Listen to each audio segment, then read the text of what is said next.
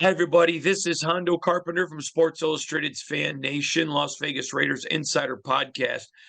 We're joined now by my buddy and colleague, Andy Hodges from All Hogs. As you can tell, he is all in on Arkansas. In fact, if it happens in Razorback country, I am convinced the governor will call him and ask him to tell him what's going on in the state of Arkansas. He's so connected.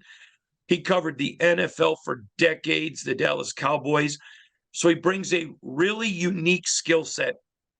He's very familiar with the Hogs, but very well respected in the National Football League for his writing and for his coverage of the NFL. He's able to talk about both.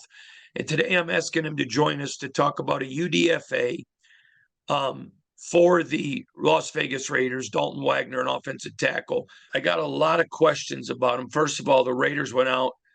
In NFL money, they didn't pay big money, but in UDFA money, they paid big money to get him.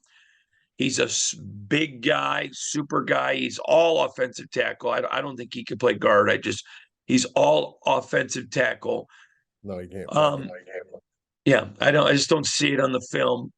But this is a guy, if you just look at the things that God gives, the frame, the size, he fits and checks every box.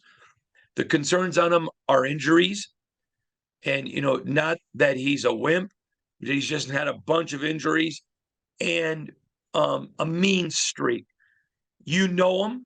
You've covered him. Everyone loves the kid. They love his character. Can you break him down for Las Vegas Raider fans, please? He's a great guy. He's a great guy. He's very personable. Y'all will love interviewing him. He's a great interview. Be interesting to see if he lightens up a little bit once he gets away from the Kremlin way of operation on interviews at Arkansas. They get very concerned about what they're going to say. He should lighten up a little bit with the NFL. He's got a great personality. Great guy. You don't have to worry about off-field problems. None of that ever surfaced in Arkansas, and we have a lot of opportunities to get in trouble. But he's had the injury problems, which for some reason I was hoping when Sam Pittman was hired, Sam being a guy with a lot of experience and track record producing great offensive linemen, I was hoping that he would be able to work on some of the techniques with Dalton to get him better, to get him to be a draft pick in the NFL, to be a high draft pick. He's certainly got the physical tools. The problems are he's great as a lineman with his hands. He's great with them, has a huge wingspan. Obviously, he's 6'8". The problem is his feet don't coordinate with the hands. He needs to get his technique down, his footwork, on run blocking, particularly sweep blocking and things like that, and to move over and cover a gap. And they're going to try to do, these influence blocks where the offensive line will go give the appearance the play's going to the right. Mm-hmm. And all of a sudden you've got somebody coming over and shooting just behind the interior defensive line, try to take out a linebacker. Dalton's not fast enough to do that or agile enough to do that. He also struggles with run blocking, getting to the second level to the linebackers. And again, we get back to the footwork and that technique problem. He can't get to the linebackers fast enough to do anything once he gets there.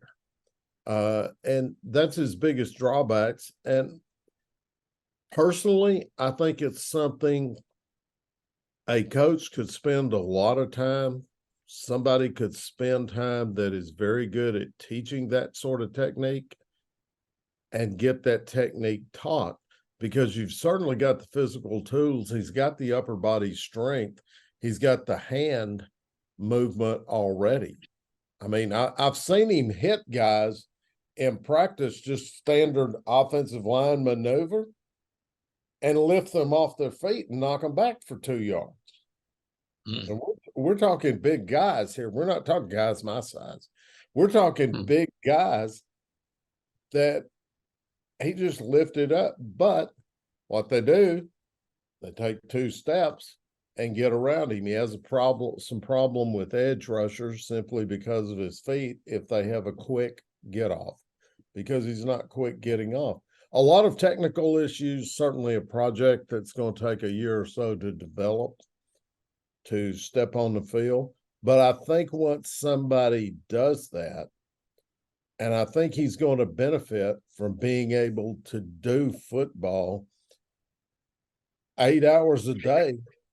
I don't know what if they have the limits that they have in college, because I didn't think so. But in college, they've got them for 2.5 hours, and then all they've got is a strength coach. Well, hell, the strength coach doesn't have a clue what to do for offensive line technique. So he gets around somebody that can coach that.